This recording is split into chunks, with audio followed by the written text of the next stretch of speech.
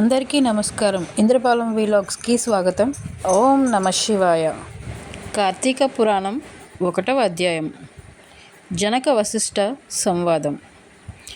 శుక్లాంబరధరం విష్ణుం శశివర్ణం చతుర్భుజం ప్రసన్నవదనం ధ్యాయేత్ సర్వవిఘ్నోపశాంతయే. నైమిషారణ్యమందు సత్రయాగ దీక్షితులైన సౌనకాది మహామునులు ఒకప్పుడు జనకునకు వశిష్ఠ మహాముని చేత చెప్పబడిన కార్తీక మహాత్మ్యమును సవిస్తారముగా మేము మీ వలన వినగోరిదిమి అని సూతిని అడిగిరి.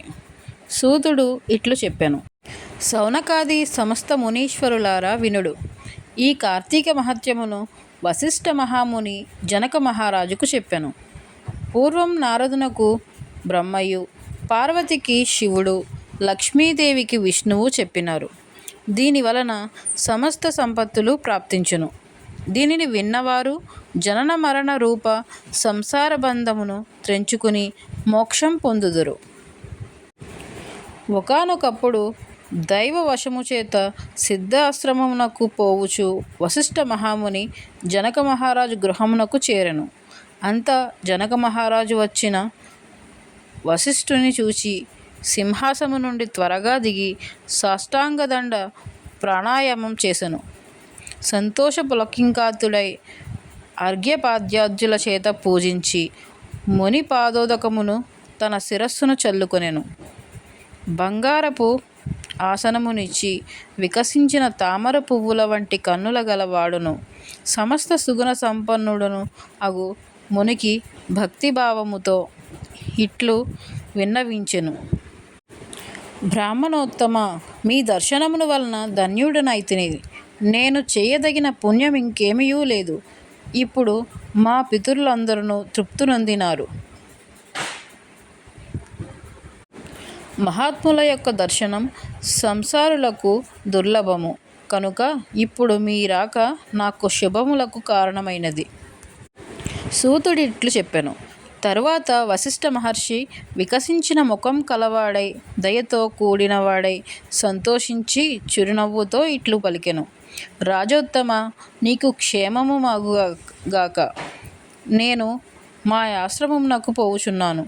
రేపు మా ఇంటి వద్ద యజ్ఞం జరుగుచున్నది. దానికి ద్రవ్యమును ఇయ్యగోరుదును. ఆ రాజు ఇట్లు పలికెను: మునీశ్వర, యజ్ఞమునకు చాలా ద్రవ్యమును ఇచ్చెదను.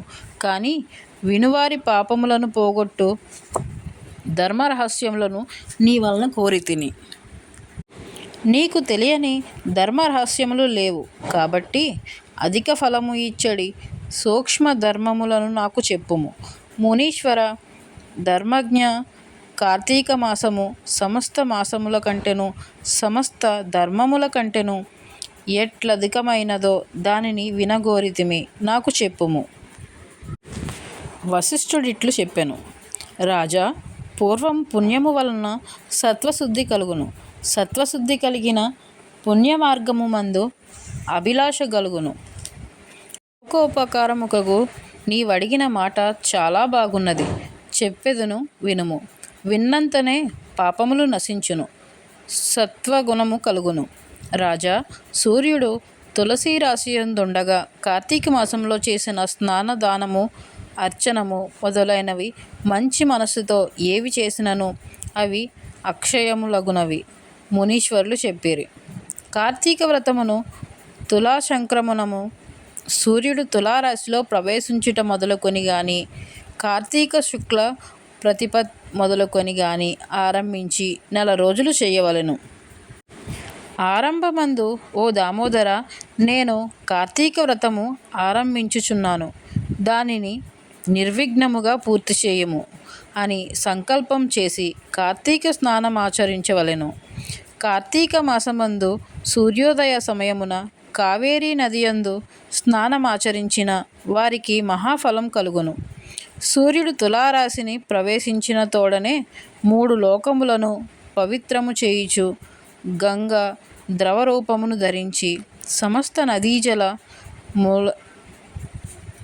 మూలయందును ప్రవేశించును. తులారాశియందు కార్తీకమున చెరువులందును దిగుడు బావులందును నూతులందును చిన్న కాలువలందును హరి నివసించి ఉండెను. రాజా, కార్తీకమందు వ్రతము అన్ని వర్ణాల వారు చేయవచ్చును. బ్రాహ్మణుడు కార్తీక మాసమందు గంగకు పోయి నమస్కరించి హరిని ధ్యానించి కాళ్ళు చేతులు కడుక్కొని ఆచమను చేసి శుద్ధుడై మంత్రముల చేత భైరవానుజ్ఞము పొంది మొలలోతు జలయందు స్నానం చేయవలెను. తరువాత దేవర్షి పితృతర్పణం ఆచరించి హరిభక్తితో ఆగమర్షణ మంత్రమును పఠించుచు బొటన వ్రేలిన కొనతో ఉదకమును అలోడనము చేసి తీరమునకు వచ్చి అచ్చట యక్ష్మ తర్పణమును చేసి ధరించిన వస్త్రమును మడిచి కట్టుకొని ఉదరకమును వదిలి ఆచమును చేసి శిరస్సును వదిలి మిగిలిన శరీరమంతయు తడి వస్త్రముతో తుడుచుకొని నారాయణ ధ్యానం ఆచరించుచు దౌత వస్త్రమును ధరించవలెను. తరువాత బ్రాహ్మణుడు గోపీచందనముతో ఊర్ధ్వ పుండ్రములను ధరించి సంధ్యావందనము చేసి గాయత్రీ జపం చేయవలెను. స్త్రీలు గౌరీ జపం చేయవలెను. తరువాత ఔపాసనమును కావించి బ్రహ్మయజ్ఞమును చేసి తన తోటలో నుండి పుష్పములు తెచ్చి శంఖచక్రములను ధరించిన హరిని భక్తితో శాలగ్రామమందు షోడశోపచారములతో పూజించవలెను. కార్తీక పురాణం పఠించి లేదా విని ఇంటికి వెళ్ళి భక్తితో దేవతార్చన చేసి వైశ్వదేవమును నెరవేర్చి భోజనము చేసి ఆచమనము గావించి తరువాత పురాణ కాలక్షేపమును చేయవలెను.